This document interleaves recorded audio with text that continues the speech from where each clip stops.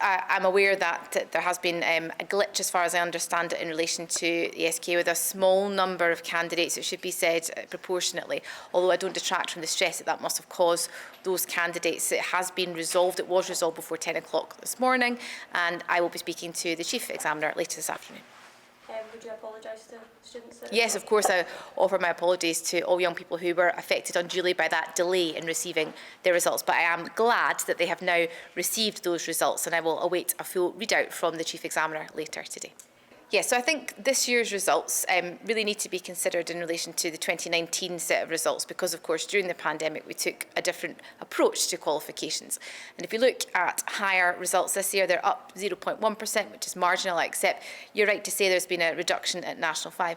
In Advanced Higher, actually, we now see far more young people studying that qualification. So the qualification has increased by 20% in recent years. So we have much broader approaches to prior learning that might facilitate people taking Advanced Higher. Certainly when I was at school and when I was teaching, there might be gatekeeping in relation to that qualification. You might not be able to sit it if you hadn't attained a certain grade. So it's to be welcome there are more young people sitting that qualification, but we can also expect that to have an impact in relation to the passes.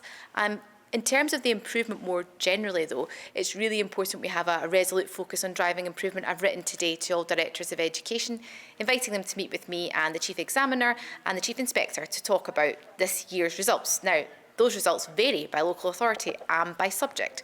So I want to talk to directors about the support they might need from central government, where they might be in need of extra expert advice from the teaching profession, and whether or not government can help to facilitate that. It's hugely important we have that resolute focus on improvement. But we also need to remember that other parts of the UK are seeing this widening gap too post-pandemic. It's hard for our children and young people who lived through a global pandemic and who missed large chunks of their education. So we need to remember this cohort of young people are quite different compared to the peers that came before them, and be mindful of that in how we speak about their achievements and their results.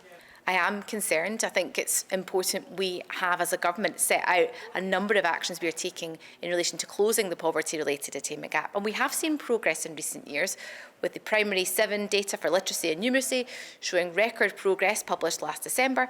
And also we have more young people going on to positive destinations after they leave school, which is certainly to be welcomed. However, this year's set of results present a challenge to government and also to local authorities. So it's important that I, as Education Secretary, work with local authorities on the improvements we need to see, recognising this cohort of young people lived through a global pandemic, and that will have impacted on their attainment.